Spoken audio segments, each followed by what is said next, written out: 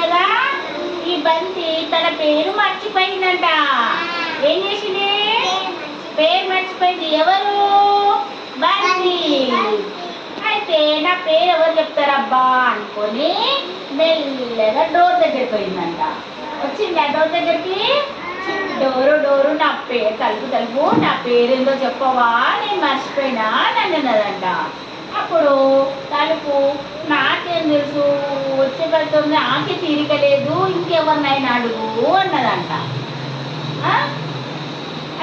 అంటే మళ్ళీ నీళ్ళ దగ్గరికి వచ్చిందంట. నీళ్ళ దగ్గరికి వచ్చి నీళ్ళు నా పేరేందో చెప్పవా, నేను మర్చిపోయినా అన్నదంట. అప్పుడు నాకు గుర్తులేదు, ఇంకెవరినైనా అడుగు అని చెప్పిందంట. అప్పుడు బంతి చీపు దగ్గరకు వచ్చిందంట. వచ్చిందా? చీపు దగ్గరకు వచ్చిందా? వచ్చి చీపురు నా పేరేందో చెప్పవా, నేను మర్చిపోయాను అని అంటదంట.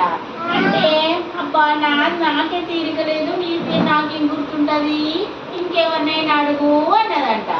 అప్పుడు మెల్లగా బంతి బ్యాట్ దగ్గరికి వచ్చిందంట. బ్యాట్ దగ్గరికి వచ్చిందా?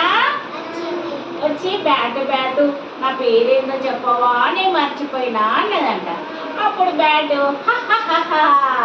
నా పేరు బ్యాట్ అయితే నీ పేరు బంతి అని చెప్పిందంట.